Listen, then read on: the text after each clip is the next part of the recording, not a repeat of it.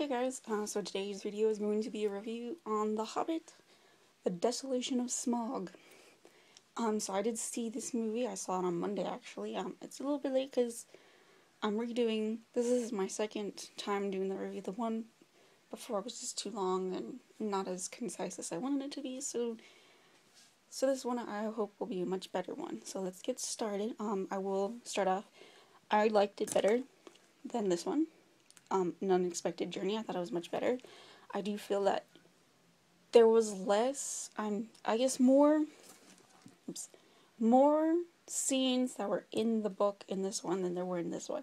This one to me had more filler from the appendices and the Return of the King. Here's Return of the King, and here's a little bit of the appendices. This looks like a timeline. See? The appendix. I liked it better. There are a couple of things I had issues with, mainly things that they stuck in that weren't from the book, but let's start with the good. How about that? Overall, again, I did think that the scenes that were from the book were really well done. For example, the scenes in Mirkwood, the barrel scene. I loved the barrel scene. I thought it was really fun.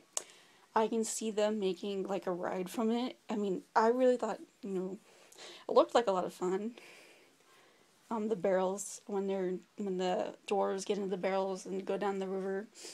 I thought it was a lot of fun. It looked fun. Fun scene. Let's see. I thought it was interesting. Let's see. Oh, the getting to see in the Elven Kingdom of Mirkwood, because prior to that, in Lord of the Rings, you only saw Rivendell, and then of course you saw it again in An Unexpected Journey, and then of course you saw Lothlorien, which is where Galadriel rules.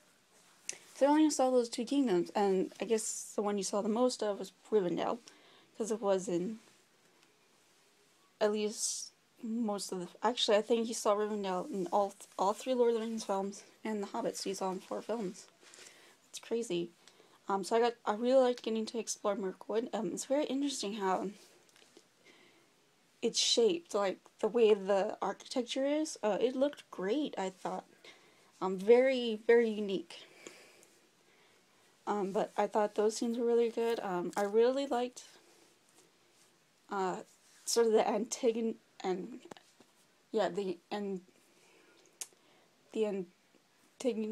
okay, I'm trying to think of the word. I guess the hate between the elves and the dwarves. I can't think of the word right now. I think I was starting to think of it, but I didn't get it right. Sorry about that. But it is this, this relationship between the elves and the dwarves is very strained, particularly between Thorin and the king of Mirkwood. Thorin really hates that guy, so... But it is interesting to see. There was a little funny bit with Orlando Bloom as Legolas, where Gloin, who's Gimli's father, had a picture of his wife and Gimli, and Legolas goes, "Who is this ugly goblin?" That's not the exact line, but that's kind of what it was. And Gloin goes, "That's my wee lad, Gimli." I just thought it was funny, the look of disdain on Legolas's face, and then learning that, they become best friends in the Lord of the Rings in the Lord of the Rings. It's just really funny, that scene. But there are little things like that are really, little add-ins like that, right there. A little nice shout out to Gimli in the future. That were really nice touches. Overall, those scenes were really great.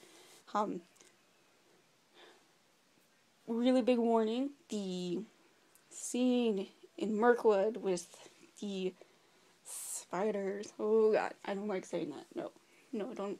That scene freaked me out. Totally scary. I know some people have mentioned it reminded them a lot of Harry Potter and the Chamber of Secrets. I will say this, technically, The Hobbit came out first. It was in the book. The Hobbit came out in the 1930s. Harry Potter came out much later. So therefore, comparing it to Harry Potter is kind of stupid. That's just my opinion. But it was a really creepy scene. I do think it's interesting. In the book they talk. As you know, even though this is Return, Shelob from the movies, if you remember, was in Return of the King, but in the book, she appears in the Two Towers actually. But Shelob didn't talk. But the ones in the Hobbit do. But in the movie, they made it where Frodo's wearing the ring, and that's how he hears him talking, which was really interesting. But I think when I remember correct, this might, if this is incorrect or not, in the book, you can just hear him talk normal. So overall, those scenes were really great. Let's talk about things they added in and what I thought of them. Overall, Legolas, I was fine with them adding him in. I mean, personally, if it had just been a cameo, I would have been even better.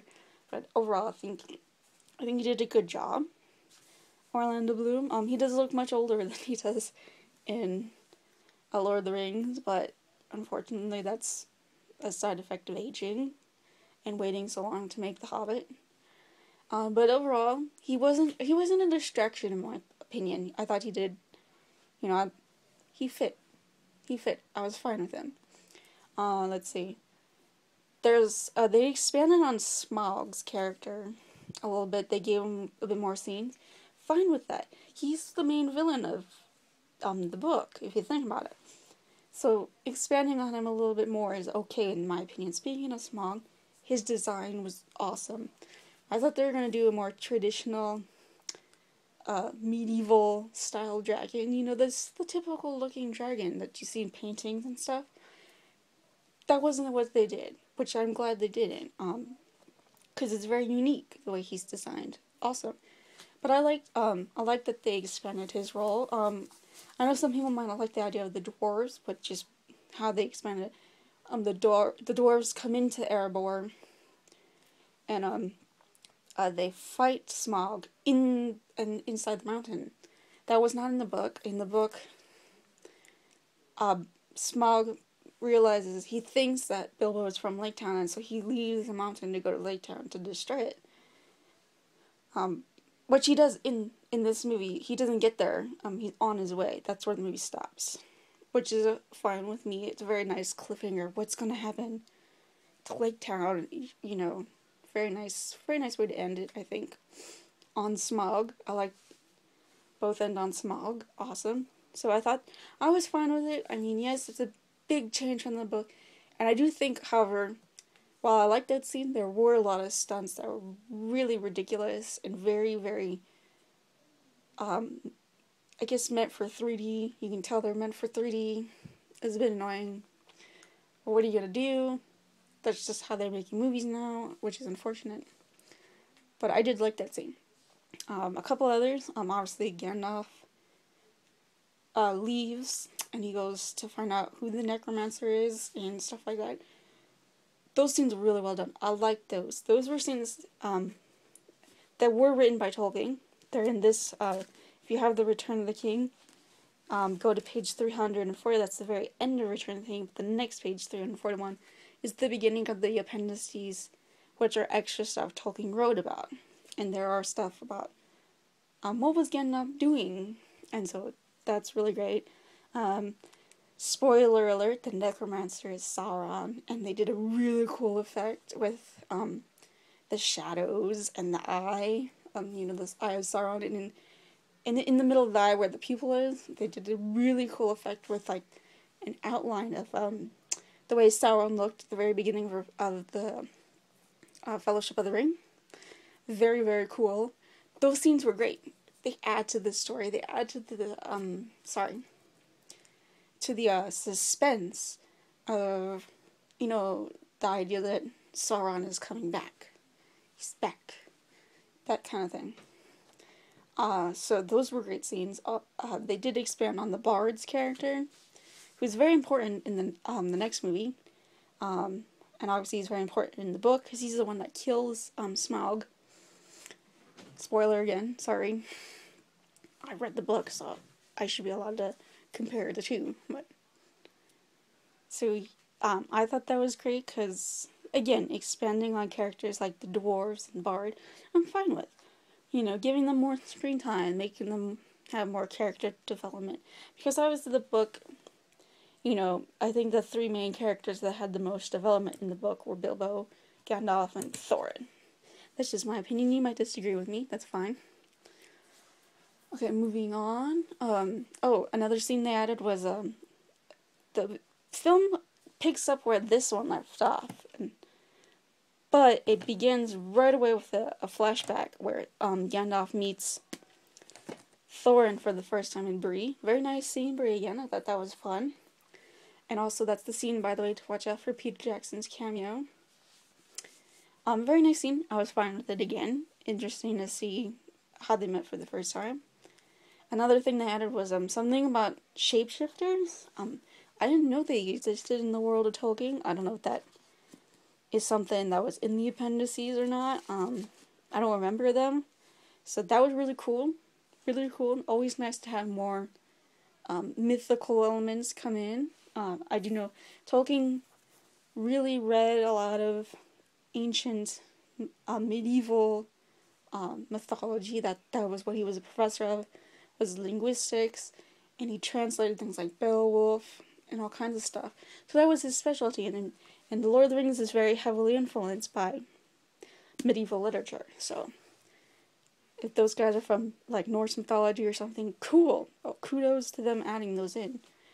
I think it just goes to show that they know that Tolkien was interested in that stuff. So that scenes I was fine with. Very interesting. Let's talk about what I really did not like. And it was a new character that was completely made up, not in the book. And her name is Thranduil, played by Evangeline Lilly.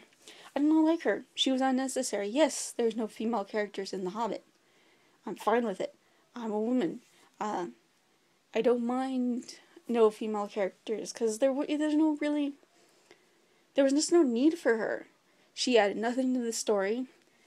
I felt she had no character development and took away development that could have been used for the dwarves or even Legolas.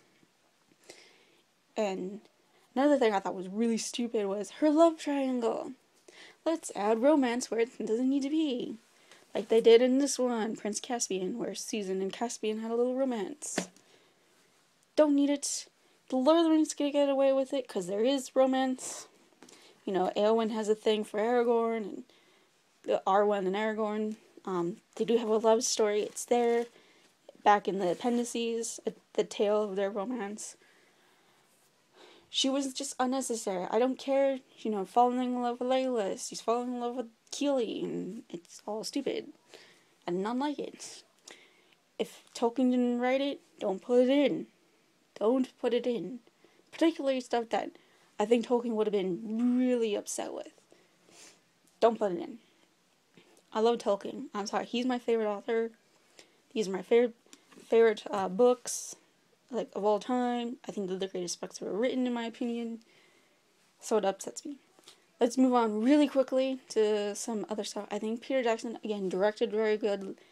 I do wish they gave credit, though, to Andy Serkis as a co-director kind of thing. Overall, great. Cinematography, excellent. Beautiful, seeing all the shots of Middle-earth.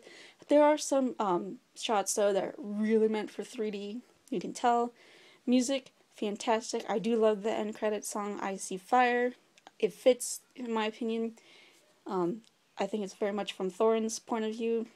Costumes could have been better, but for Bilbo and the dwarves, it's the same, so what you gonna do? Props, always excellent. Fantastic job by Richard Taylor, as always. Let's see. The visual effects, great. I thought they did really great with Smaug. The orcs could have been better. I wish they went back to the prosthetics and stuff. And the acting, superb. Benedict Cumberbatch, Martin Freeman, outstanding. Richard Armitage, Ian McKellen, all great.